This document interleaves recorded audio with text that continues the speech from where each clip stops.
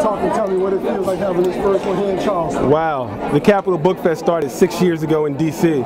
To be able to bring it to another city, a city as vibrant in the literary and the cultural arts as Charleston, and to see this kind of reaction, this response is overwhelming. I'm overflowing with joy right now, and I'm just very pleased that people are here to celebrate books, that they can find something fun and cool and exciting about literature, and their favorite authors are here for children, parents, and adults. This is something I hope that goes on for years to come. Each year we give away 1,000 books. We want to make sure that every family gets a free book. And this year I wrote a book that was illustrated by Josh Sun called Indigo in the Garden City. Indigo bloom in the Garden City. And it's a children's book. It was a labor of love. It's exciting. It's out. It's about saving the earth. It's about teaching our children to recycle and keep themselves and their communities clean. Was incarcerated in a space she did not want to be in, and her family turned their back on her. But Agatha found her.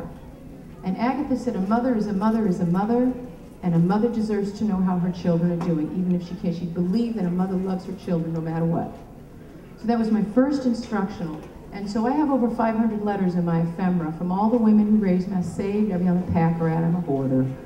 I had the honor of picking up Ms. Giovanni yesterday at the airport, and I said, well, are you hungry? You know, when you come to Charleston, you have to be hungry. You want to eat something? And she said, yes, I'm hungry. And I said, well, you want some low-cooked food?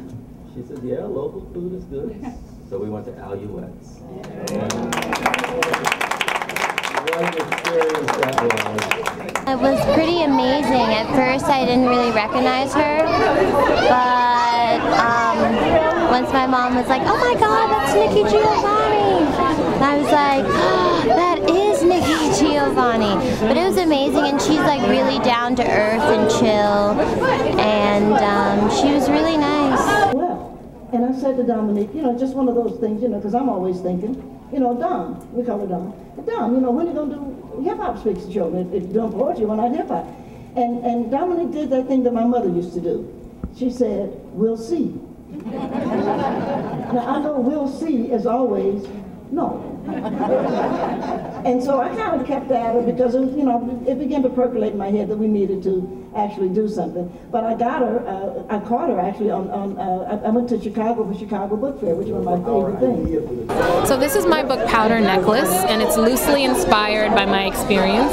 When I was 12 years old, my parents sent me from Queens, New York, which is where I grew up, to their homeland, which is also my homeland, Ghana, West Africa. Prior to me going there, I was extremely ignorant about Africa. People used to call me names, African Booty Scratcher being one of them, not the nicest name. And you know, the Ethiopian famine was in heavy rotation on the news, and I was really embarrassed about being from Africa, honestly. So when I went to Africa, to Ghana, I was completely thrilled to find that not everyone is starving, hungry, sick, dying, disease, war-torn, etc.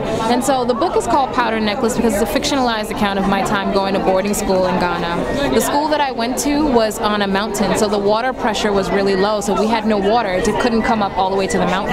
So the girls who had money, their families would send them barrels of water, and they would show off that they took a bath by putting tons of powder on their necks. And it became this sort of symbol of the haves and the have-nots. But then ultimately it became an equalizer because everyone started putting powder on their necks. And for me, it became this sort of interesting symbol of holding your head up high above a negative circumstance. And I even dedicated the book to anyone who's ever felt for some reason they couldn't hold their head up high. Because for me, I started out being really sort of ashamed about being from Africa, and I came away with so much pride that I could hold my head up. So that's what Powder Necklace is about, and I hope you'll get it. It's available on Amazon, it's available in Barnes & Noble, and Borders, iPad, Kindle. You want it, you got it, get it.